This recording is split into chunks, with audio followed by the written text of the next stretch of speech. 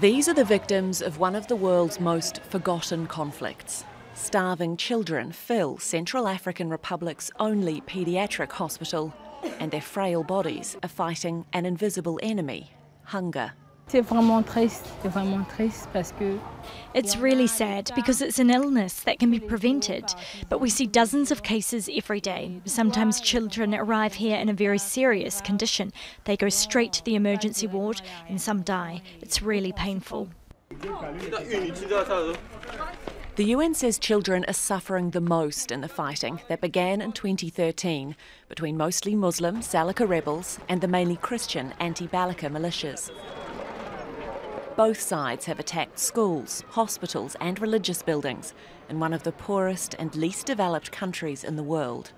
A militia leader and former politician, Alfred Yekatom, is now facing charges in the International Criminal Court, accused of murder, torture and recruiting child soldiers like Laurent. I was 15 when I joined the armed group. It was to protect myself and earn money so I could support myself because I was poor.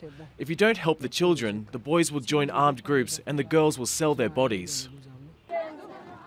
According to the United Nations, the violence has forced a quarter of all children from their homes, many into the bush or overcrowded camps.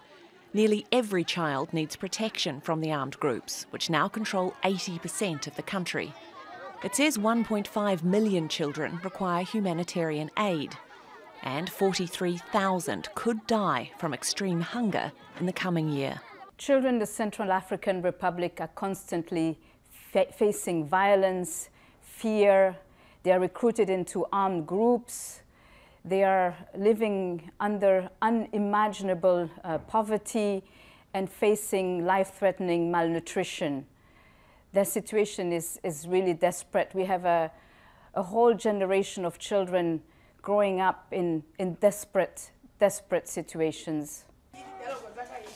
UNICEF says children in Central African Republic have been abandoned by the international community for too long, and without urgent help, they could become a lost generation. Alexi, Al Jazeera.